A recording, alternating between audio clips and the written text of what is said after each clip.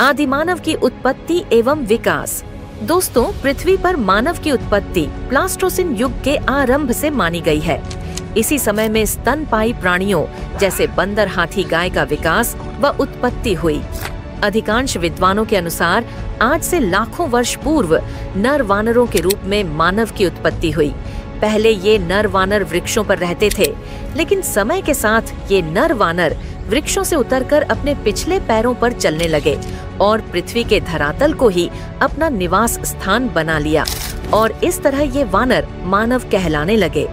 आदि मानव अपने जीवन में खाना बदोश जीवन जीते थे। भोजन और आश्रय की तलाश में एक स्थान से दूसरे स्थान में झुंड बनाकर घूमते थे। इनका जीवन काफी सरल था।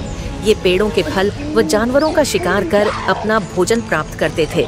जब एक जगह में फल व जानवरों को खाकर खत्म कर देते थे, उसके पश्चात किसी अन्य स्थान की तलाश करते थे। आदि मानव का जीवन शिकार एवं फलों के खाद्य संग्रह पर निर्भर था।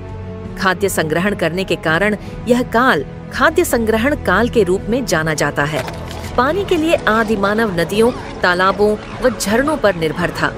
भारत के कई जगहों पर आदि मानव द्वारा प्रयोग किए गए औजार प्राप्त हुए हैं। ये औजार आदि मानव के प्राचीनतम इतिहास को बताता है।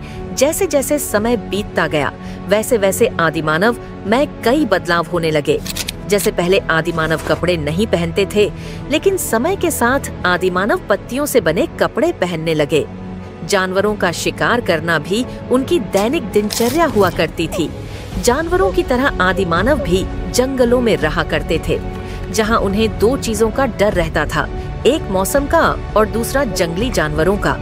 वह बादल के गरजने और बिजली के चमकने का कारण नहीं जानते थे, इसलिए वह डरे और सहमे रहते थे। उस समय मानव काफी कमजोर था। वह अक्सर बाघ और चीता जैसे जानवरों का शिकार हो जाता था, इसलिए इन सब से बचने के लिए वह गुफाओं और पेड़ में छुपकर अपनी रक्षा करता था।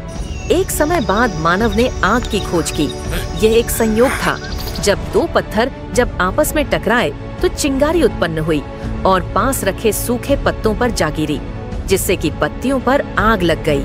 इस आग का प्रयोग मानव जंगली जानवरों को भगाने तथा अपनी रक्षा के लिए करने लगा।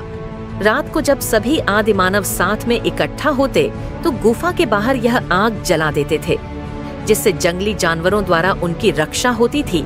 साथ ही आग का प्रयोग भोजन पकाने एवं स्वयं को गर्मी देने के लिए इसका प्रयोग करते थे। आदि मानव का यह सफर ऐसे ही चला रहा और लाखों सालों के समय के बाद आदि मानव इंसान बन गए।